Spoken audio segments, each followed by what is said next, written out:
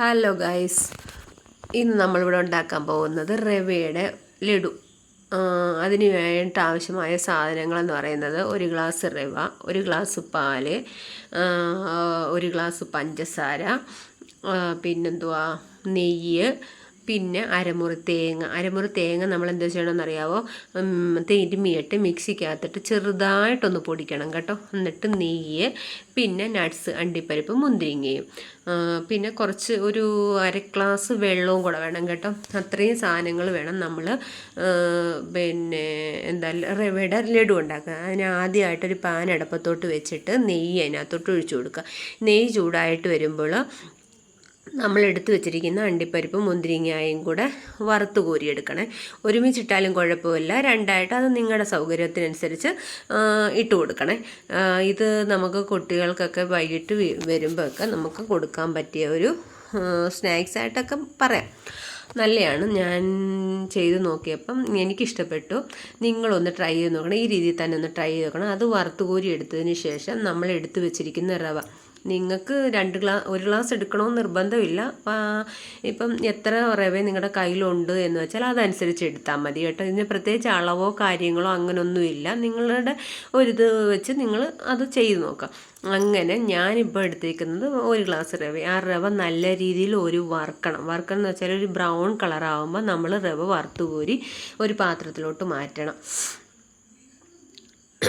വറുത്തോരി മാറ്റിയിട്ട് പിന്നെ വേണ്ടുന്നതെന്ന് വെച്ചാൽ നമ്മുടെ പഞ്ചസാര ഉണ്ടല്ലോ, പഞ്ചസാര ആ പാനിനകത്തോട്ട് പാൻ മാറ്റണമെന്നൊന്നുമില്ല. ആ പാനിനകത്തോട്ട് തന്നെ പഞ്ചസാരയും 1 ഗ്ലാസ് വെള്ളവും കൂടെ അങ്ങോട്ട് ഒഴിച്ചു കൊടുത്ത് അതൊന്ന് തിളച്ച് വരുമ്പം ചെറുതായിട്ടെന്ന് വെച്ചാൽ നല്ല രീതിയിലൊന്ന് തിളച്ച് വന്ന് ആ പഞ്ചസാര ആ വെള്ളത്തിനകത്ത് നല്ല രീതിയിൽ എന്താ പറയുന്നത് മിക്സ് ആക്കിയതിന് ശേഷം പഞ്ചസാര ലായനി ഉണ്ടല്ലോ അതങ്ങനെ ആയതിനു ശേഷം നമ്മൾ പിന്നെ ചെയ്ത് വെച്ചിരിക്കുന്ന റവ അതിനകത്തോട്ട് ഇട്ട് കൊടുക്കണേ.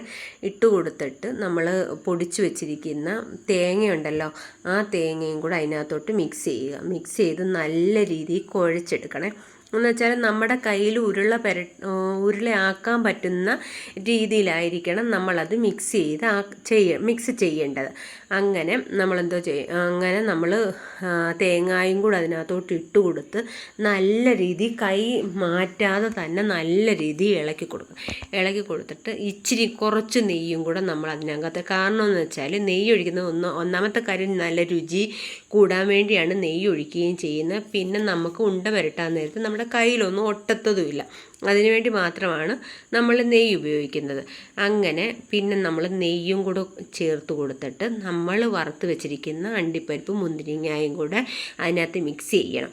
അതിന് മുമ്പ് തന്നെ പറയാൻ വിട്ടുപോയി, അതിന് മുമ്പ് തന്നെ നമ്മൾ പാലവിടെ ചൂടാക്കി വെച്ചിട്ടുണ്ടായിരുന്നു. ആ പാലും കൂടെ മിക്സ് ചെയ്ത് കൊടുക്കണം കേട്ടോ. ചെറിയൊരു ലൂസായിട്ട് വേണം നമ്മളത് ചെയ്യാൻ വേണ്ടിയിട്ട്, ഒത്തിരി അങ്ങ് കട്ടിയാവുകയും ചെയ്യരുത്. ചെറിയൊരു ലൂസായിട്ട് വേണം ചെയ്യാൻ. പാലൊഴിച്ചതിന് ശേഷമേ പിന്നെ അണ്ടിപ്പരിപ്പ് മുന്തിരിങ്ങയും നെയ്യും കൂടെ നമ്മൾ ഇട്ട് കൊടുക്കാൻ പാടുള്ളൂ കേട്ടോ. അത് പറയാൻ മറന്നുപോയതാണ്. പിന്നെ ഇങ്ങനെ നിങ്ങളൊന്ന് ചെയ്ത് നോക്കണം. നല്ലൊരു സ്നാക്സാണ്.